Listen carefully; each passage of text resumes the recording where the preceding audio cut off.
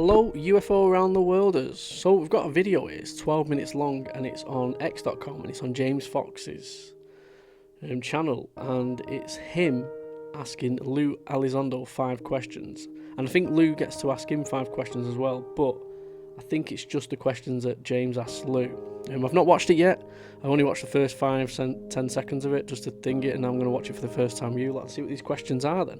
I am interested to watch this, so let's go straight into it, boys and girls.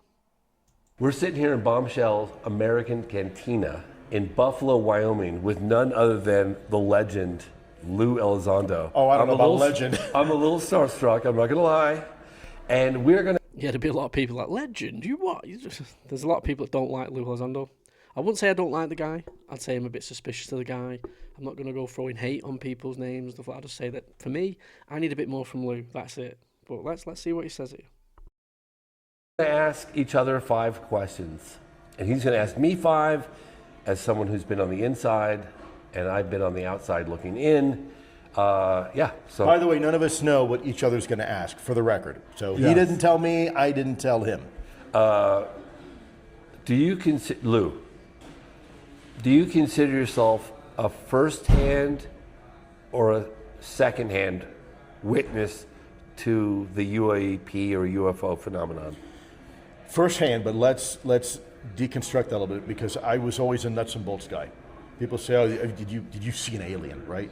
Well, what I saw was material that a lot of scientists, very good scientists, prominent scientists in the Department of Defense and the intelligence community, were stymied by the origins. Right? It had such a unique property, and the way the molecules were arranged, without going into a lot of detail, required a level of specificity and technology that at the time we simply did not have. We simply didn't have it. So you're saying that you're a first-hand witness?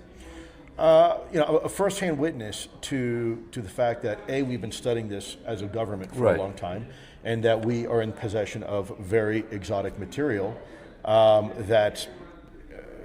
Sorry, pausing. I struggle with that. I don't think he's a first-hand witness. He knows stories. He's seen material. That's not first-hand. We want to know: have you seen an alien? Have you seen a UFO? Have you seen material? I don't know. You let me know in the comments. Do you think he's a first-hand witness? I don't think he is a first-hand witness. I think he's been first-hand witness to the people that have. The people have been first-hand witnesses. I've spoken to him. I just don't think he's a first-hand witness, or he should be classed as a first-hand witness. Because that means Dr. Gary Nolan's a first-hand witness, and because he's seen material and stuff like that as well. So, I don't know. May very well not be from here. Okay. And technology. Okay, so if you told me everything you know, would you go to jail? Yes, or potentially worse, and I'm not trying to be hyperbolic here. There's a reason why I live where I live. There's a reason why I'm always heavily armed. There's a reason why you met my 5 German Shepherds.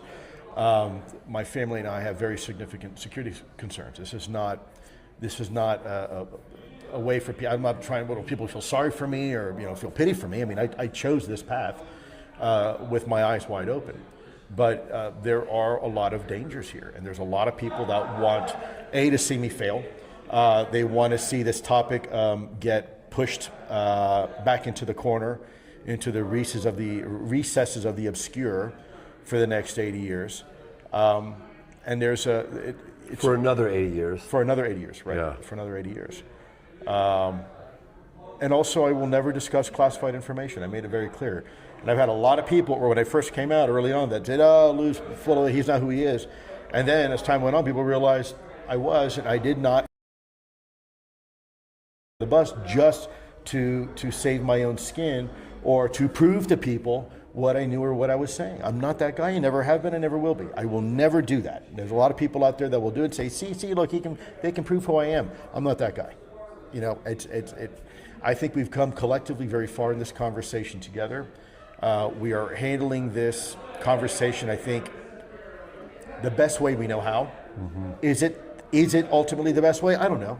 Hindsight's always 20/20. Look, I've been doing this now for 8-9 years. Do I make mistakes? All the time. All you can do is own up to it. That's what Lue has done is brought eyes to the topic, right? So I've been researching for 27 years. Like Lue, it has sped up since Lue's been involved. It has sped up. There seems to be a lot more going on since Lue got involved in this, and he has been a big player in this. To be fair to him, but he has made mistakes as well, and I think he's owned up to some of his mistakes. I think, and some of them, like, things have definitely sped up since Lue's got involved. Now, whether that means he's doing it, it's good or it's bad, or maybe there's a narrative being there and he's helping with this narrative that's being pushed, we don't know. There's a lot of people that don't like Lue, don't trust him, don't believe him. I'm going to keep my opinion actually to myself on like my true feelings of him. I give everybody the benefit of the doubt.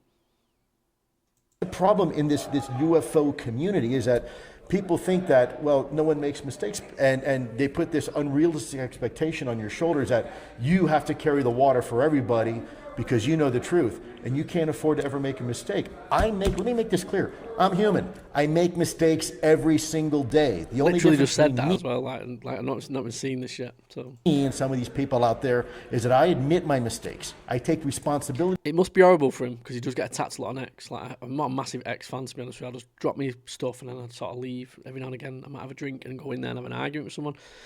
But like it's a horrible, horrible platform, X, and it will drag people into those stupid little arguments. Like really, you wake up the next day and you went, what the fuck was that about? That was a pathetic thing that I was going into last night with somebody. And it generally is just some keyboard warrior that has never, it's still a virgin in his mum and dad's house and stuff like that. That is literally what it is. And for people watching saying, well, that's probably what you are. Well, no. I'm 40 years old. I have 5 kids, my own home and everything like that. I've been researching for 27 years. I'm not a keyboard warrior. I will call you a cunt to your face. That is what I'm renowned for. And if you don't know that, where have you been? Go and follow my TikTok. The biggest UK channel on TikTok. Because I am an honest boy. For my mistakes. Yeah. And that's the difference. And it doesn't make me better than anybody. It doesn't make me smarter, or it doesn't make me more successful. It just makes me Lue. That's what I do. And if a lot of things I get right, there's some things I get wrong. And when I get wrong, the very first thing I do is I address it. This I got wrong, and here's why, and this is how, and this is what I'm going to try to make sure it doesn't happen again. That's all you can do. And that's not just in this topic. That's as a family man. That is as a citizen. Look how locked in James Fox is. Like when he asks him a question, he locks in. He's got. I don't know if you're new to James Fox's work, right? Which if you are, where have you been? He likes to put himself in the moment. When someone's telling him a story, he puts himself, visualizes it. Same thing. It looks like he's doing the same thing here. He's looking directly at him, like everything about. He wants to observe everything about him as he's asked this question. He's waiting for this answer. I love that about James. As a American loving, as a husband, as a father, as a taxpayer, in every aspect of my life. Anybody out there who says they don't make mistakes, you're full of crap. You're living in denial. And in fact, I can't trust somebody like that because they feel and they believe that they're infallible. Yeah. And this community is full of egos like that, and it's a shame. For me as someone who's been on the outside looking in, and I see someone like yourself and Chris Mellon, who makes He's incredible, Chris. Chris is an incredible human being. Who make these huge sacrifices, took a huge risk. I mean, you took a huge risk. Chris took a huge risk. You guys came forward, and got this story on the front page of the New York Times. Like what? I didn't. That wasn't me. Well, you're part of it. You're part of it. Yeah, but that was really Chris. But Chris and Chris did it because of the stuff that you showed him. And in an official capacity. Yeah. And but also we got to make sure Leslie Keane was a huge part of that, and Ralph Blumenthal, and even you to some degree with with what you're doing with your documentaries, and you gave people platforms to speak their truth. Yeah. What would you like to say? And I think I have two questions left.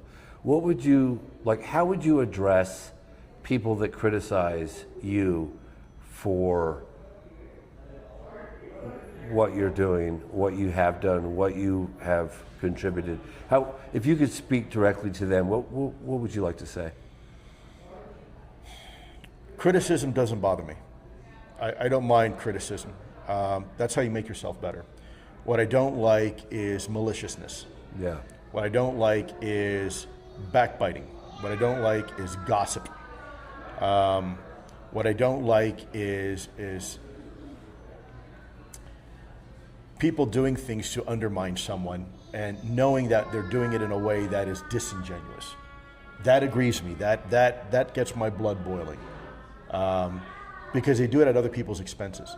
Yeah. And if you ask these Do you know, I thought that was my kid in the background. It's someone on the screen in that pub.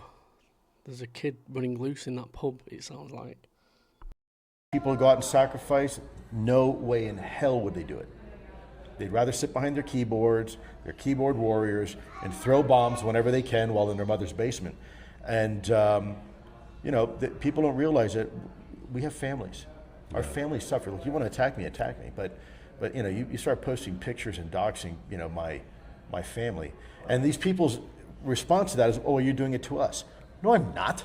I'm not doxing anybody on that at all. I'm not putting people's families' pictures up there or anything.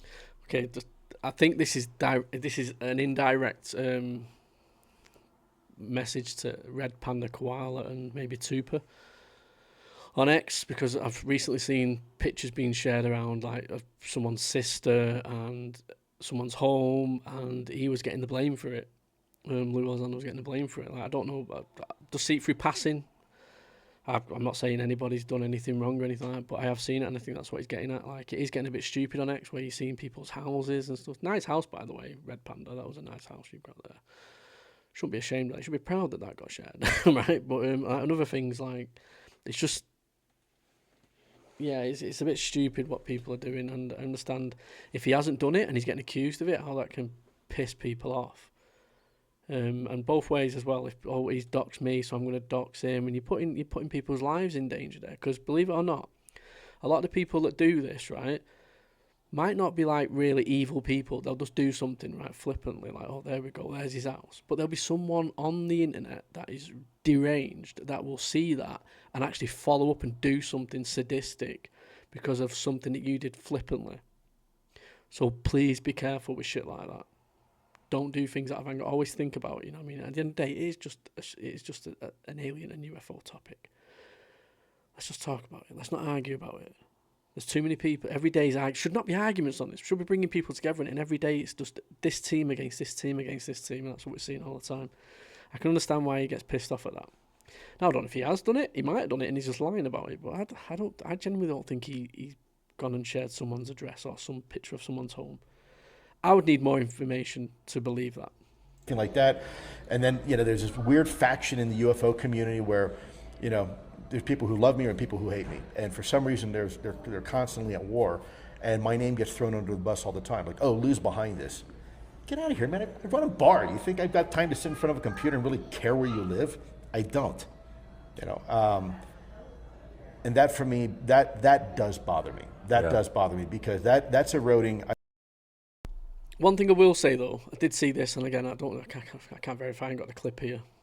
Lue said something on one of his interviews where these people, they don't think we know where they are or what they're doing. I think that might have got people thinking that they're up to something, and that's where they got the addresses from and people's pictures of houses. When you're saying that on an interview, saying, we know who these people are, we know where these people live. Don't quote me. I'm pretty sure that's what was said on one of them. I'm pretty sure I'm right there. Someone in the comments can let me know. And it was on X. I seen it. So maybe that's where, if you're saying things like that, people are going to put two and two together and come up with fucking 8 and say, it must be him then, because he's saying it on these interviews and stuff like that. But maybe he might be just saying a flippant comment, and again, it gets fucking taken out, way out of proportion and stuff like that. So just be careful what you say, people, online. I think democracy writ large. It's taking away the ability to have a civil conversation, and it's basically creating a proverbial mosh pit. For no other purpose than to self-grandize themselves. It's an affliction of the American public. There is something going on in society right now that's very concerning, because when we as a society prioritize that over civil conversation, civil communication, and we actually we don't only prioritize it, we actually enable it. That's a problem. There's something with society. There's something going on deeper. There's a condition. I don't know if it's a neurosis or a psychosis or what, but it says a lot about us as a people, and it's very disappointing to me. Yeah, and of course, I've had a front row seat to the sacrifices that you've made, and Christopher Mellon, and when I see the online attacks, it pains me personally, because I'm like, this guy is like a patriot. He's jeopardized so much to come forward. Put your family on the line. I know your wife, beautiful Jennifer, like. Oh, people my God. attack her. She's just not even on the line. It's also, it really does affects feel me. people. It's disgusting. I actually, It's repugnant. I actually, engage a little bit with it, because I'm like, no, you guys, you're picking the wrong, So I always have your back on that. I appreciate it. But, I would never to have expect you your to back. do that. And No, it's of course not. you don't. I mean, again, it's deeply, deeply, profoundly appreciated. But I would never expect you to do that. But Chris goes through it. You go through it. Yeah, I do, yeah. It's a shame we can't do a better job policing ourselves. But whatever. Last question. I'm a Gemini. I like long walks on the beach and pina coladas. Do you like sunsets? No. So true point. I'm colorblind, so I don't see colors like most. When they say, "Oh, wasn't that a beautiful sunset?" I kind of go, "Yeah, that's pretty." Oh, over there. Oh my God. It's over there. Oh, yeah, that's pretty. I think. Okay, if you were going to stand up at a podium and you had 30 seconds to talk to the world about the phenomenon, UAP, UFOs, what would you say? Wow. Well, I would use up the full 30 seconds. Yeah. Because if I only have 30 seconds, and I'm going to give 30 seconds. Yeah. Boy, that's a great question. And you know what? It deserves a good answer, and it's one that I would not be doing you a service if I just flippantly threw something out. Let me think about that, and let me get back to you, and let me get back to you on that. Okay. That is that's a great question, because you know what? Maybe, and I just thought about this now. Maybe I need to start thinking in terms like that, James. Mm-hmm. And I didn't think about that till you just mentioned it right now. So before I say something reckless, let me internalize that. Okay. Let me think about that. Okay. And if you don't mind, give me a mulligan on that one, No. and I'll, Eleni, you're good? Yeah. Yeah, for sure. Yeah. James, it is always an honor and privilege. Always an honor and privilege. And next time you folks ever want a nice frosty beer or a nice Come cocktail, here. come on down here and we'll Look have at a that chat. Jeep. Show him the Jeep. Show him the fucking Jeep.